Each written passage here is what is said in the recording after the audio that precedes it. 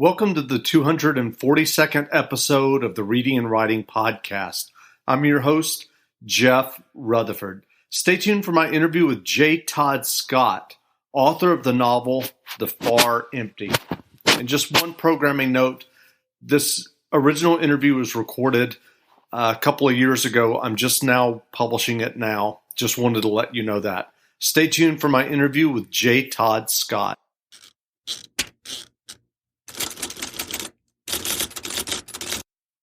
Welcome back to the Reading and Writing Podcast. My guest today is Todd Scott, author of The Far Empty. Todd, welcome to the podcast. Thank you. Well, can I have you read 2 or 3 pages from your debut novel, The Far Empty? Sure. I will be happy to do that. It's from the sections from Caleb Ross, one of the characters. The kitchen. My mom's sanctuary in the house was our kitchen, where she spent most of her time. The yellow paint, the black and white pictures on the wall, the dried desert flowers and the brightly colored glass bottles and jars, and the way she never kept the blinds down or closed in there, always letting raw sunshine in. It was all her. Most days she even left the windows open so the wind could find its way in too, bringing with it a fine dust that coated everything. If she wasn't cooking, she was seated at the kitchen island, flipping through a magazine, writing a letter, drinking sun tea. Near the end, maybe 4 or 5 months before she was gone, she was there and my father walked in. He stood and looked down at her, arms crossed, and then picked up an oven mitt that she'd left on the counter. It was a silly thing, ugly, shaped like a rooster, bright green and red. I'd bought it for her one Christmas when I was 9 or 10 years old. My mom always used it, even though she had much nicer ones. My father slipped that oven mitt on his hand and walked over to where she was sitting. She saw him coming and didn't make a move. He smacked her out of her chair, hitting her flush across the face with his gloved hand, and she went to the floor without a sound. Her skin was red from her right eye down to her jawline, but it wouldn't bruise. The mitt had taken care of that. He pulled it off and put it back where he'd gotten it, straightening it out with the palm of his hand, and walked out of the kitchen past me, where I stood drinking a glass of milk, and didn't look back. My mom didn't use the kitchen mitt much after that, but when she did cook, she still used that damn rooster mitt. Loading the gun. A couple of years ago, my father was away in Austin, and one rainy afternoon, my mom caught me in our garage, loading and unloading his Ruger Mini 14 with a few of the rounds I'd stolen. I thought it was safe to touch because he didn't carry the gun anymore for work. Kept it stored and empty in the gun locker at the house, with several others he'd collected, including those he planned to display at his office but hadn't mounted or repaired yet. It sat there ignored, and I had the combination for some time, so whenever I thought I could get away with it, I'd sneak into that locker and stare at all those guns, dark and heavy, foreboding. The Ruger most of all, the one that had killed Dylan Holt. I wondered how many of the others had a story too. That afternoon I got up the nerve to get that rifle out, put my naked hands on it, spent an hour or more working the action, testing the sights, loading and reloading. I'd shot skeet once or twice, but until that moment I'd never held a real gun as long as I held that Ruger, examining every inch of it, the metal and wood against my fingertips, feeling its weight and how it settled soft against my shoulder as I aimed it through a wall and into the house beyond. When my mom saw me, I fully expected her to scream, to yell or come grab me. Something. Instead, she just stood for long minutes in the garage door from the kitchen, unreadable, before reminding me that when I was done, I need to put it back exactly as I'd found it. Exactly. Then she turned away, shutting the door behind her.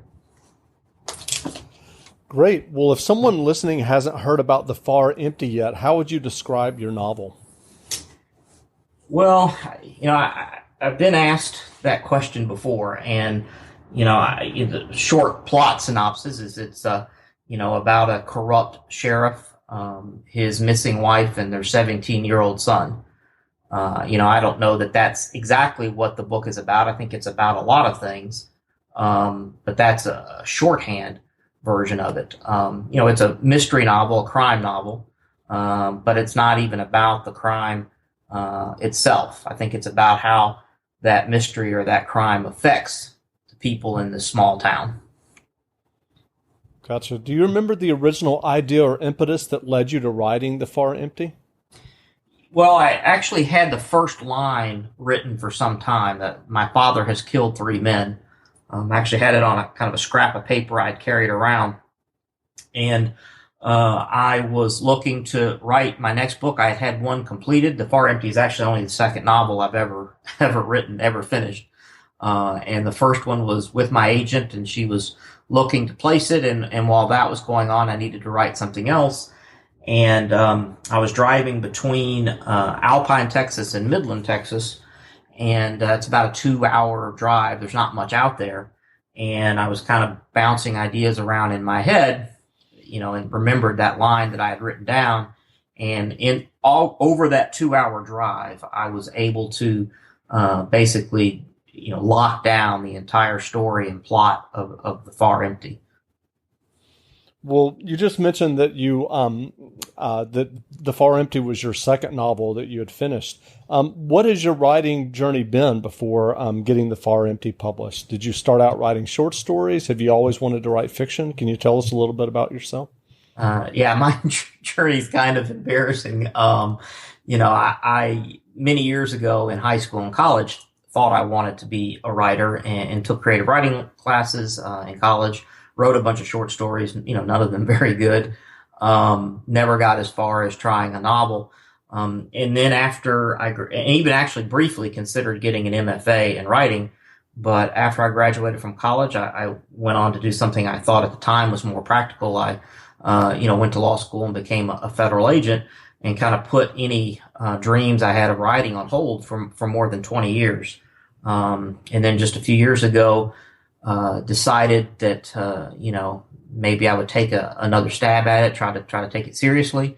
I'd had 20 years worth of stories and ideas building up. I just hadn't put anything really, to paper. So, I did and was very fortunate, to get an agent and, with the first book, which actually didn't sell.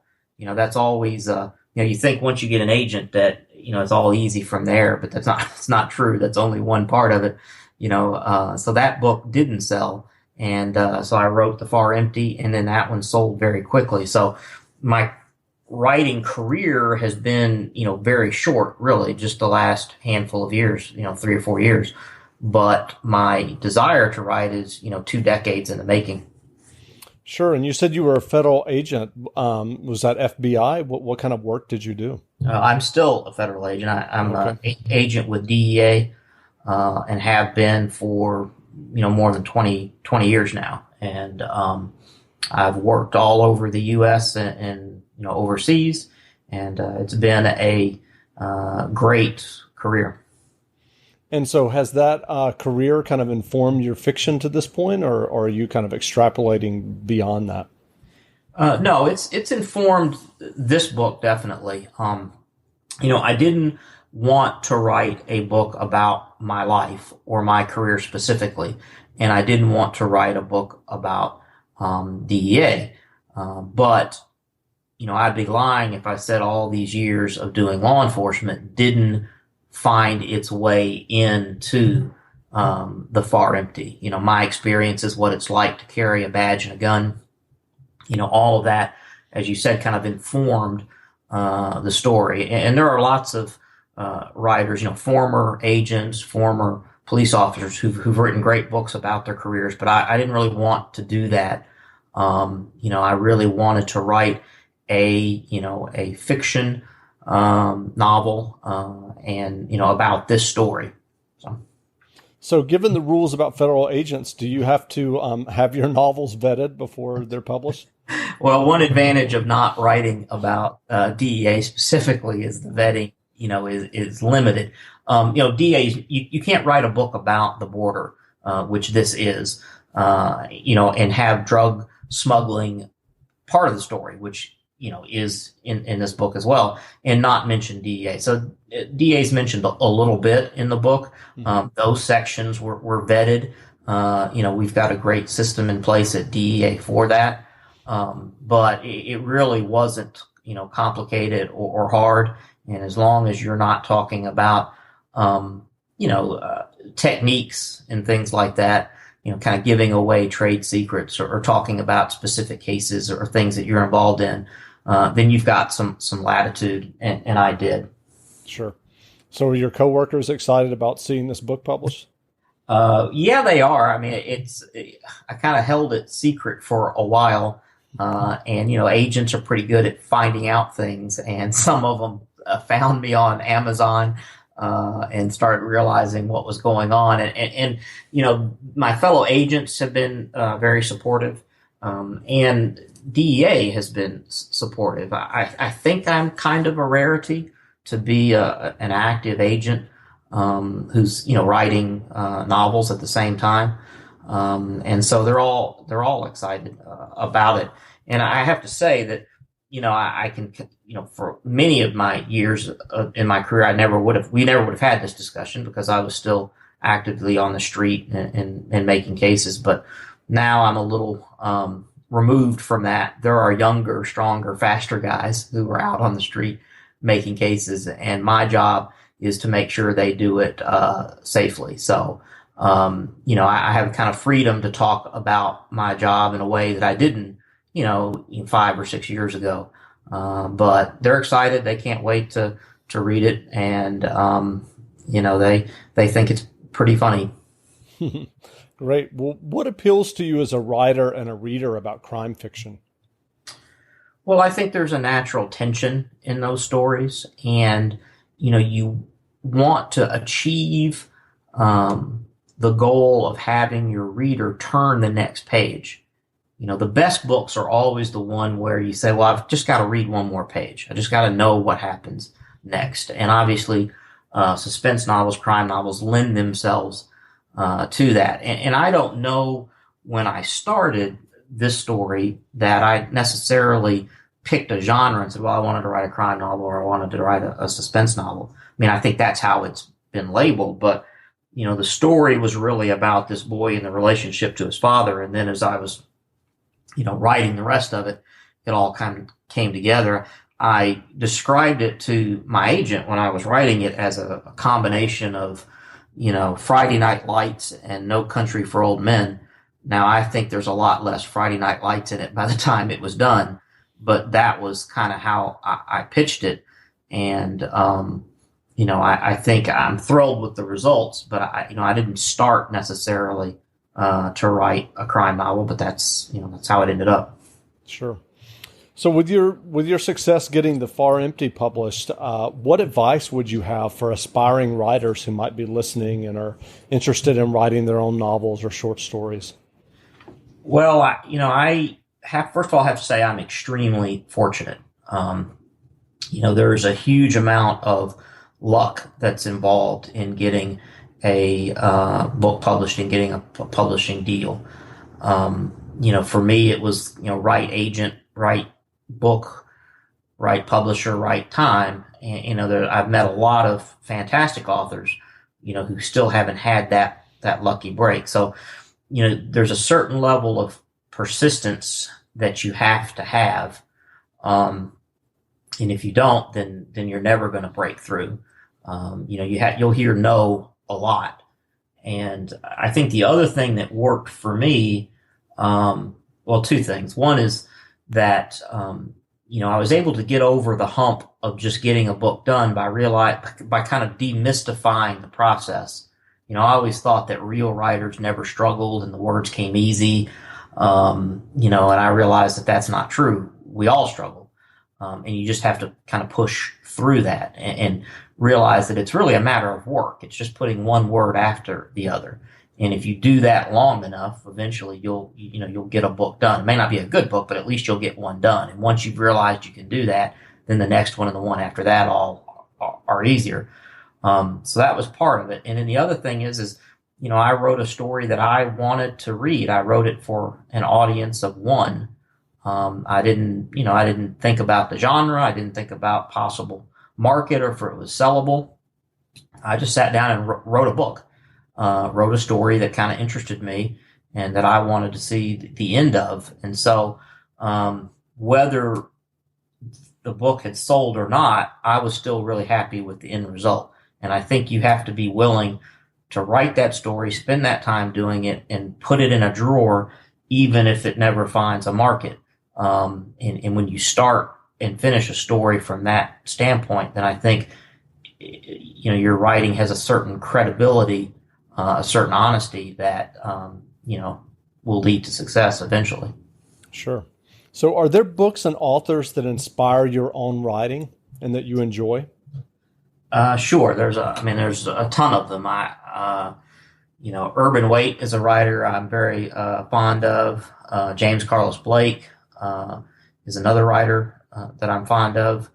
More recently, David Joy, he's another Putnam author who I actually have come to know. His writing is fantastic. And, growing up, it was all the usual suspects. My parents were big readers, so there was always books around the house. So, you had Stephen King and Robert Ludlum and Michael Crichton and, all of those books around. And I grew up reading those. James Lee Burke, I think I read a ton of him. So, I don't know that I can point to a specific influence for this book, although clearly Cormac McCarthy, I was tipping my hat to him through much of this novel. But I think it was just 20 years of, being a reader, being an avid reader, and all of that came to play when I put, pen to paper for The Far Empty. Sure. So are you working on your next novel now? Yeah, I've been luck plays a role in this. And, I didn't write The Far Empty originally with a series in mind. And when Putnam got it, they were excited by the book and the characters, and particularly the region, the Big Bend region, which is, featured prominently in the story. And they asked if I would be willing to kind of continue writing about these characters in this place. So, one change between my original manuscript and what is ultimately published is I had to kind of, tweak the ending a little bit to leave the possibility for a sequel. And that sequel is done. It's in copy editing now. I've got a third book in the series that I'm working on right now. I'm a little more than a third of the way through it, which is slated for, I guess, would be 2018. And then Putnam has purchased a standalone novel, which is just a kind of a plot right now. So 3 books in what I call the Big Ben series, and then a standalone novel, and then we'll see where we are, for possibly more Big Ben books and others as well. Great. Well, if someone is listening and they're interested in you or The Far Empty and your upcoming books, where can people find you online? I have a Facebook author page, and then I have my own author website, jtoddscott.com, which has all the relevant information, and I update that. I'm kind of late to the social media realm. Again, being an agent for as many years as I have been, you tend to stay off that stuff. My daughters like to make fun of me because they have many more followers and friends than I have for this sort of thing. But nowadays I think it's important for an author to have that stuff and to be accessible. So I'm there. I'm on Twitter as well. And, again, it's a vehicle for people to contact me. I put stuff up occasionally. I like to use those. I like to use social media as a way to highlight other authors that I like, or other books that I'm reading, rather than talk about myself a whole lot. But all those places I can be tracked down. And, as a new author, I'm thrilled to talk to people about my book or writing in general. And look forward to having that opportunity once The Far Empty comes out and the other books after that. Great. Well, again, we've been speaking with J. Todd Scott, author of The Far Empty. The book is available in bookstores now, so go grab a copy. And Todd, thanks for doing this interview. You're welcome. Thanks, Jeff.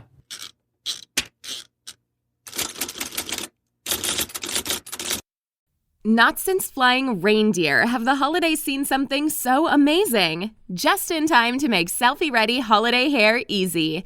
Introducing the do-it-all styling tools for glam holiday hair. The holidays are happier with glam hair. And the Knot Doctor all-in-one dryer brushes from Conair makes it easy. Detangle, dry, and style in one step. No elf needed. The Knot Doctor collection has a dryer brush for every hair type and style. The pink smoothing paddle dryer brush has Flexolite bristles for painless detangling and high-performance power for quick styling and smooth, shiny results. And the purple dryer brush comes with a bonus volumizing attachment to boost lift and volume at the roots. It's perfect for salon blowouts at home. And since they're ideal for every hair type and length, they make great gifts for everyone on your list who wants beautiful hair without the hassles. Shop the Knot Doctor dryer brushes at Conair.com or at your favorite retailers now.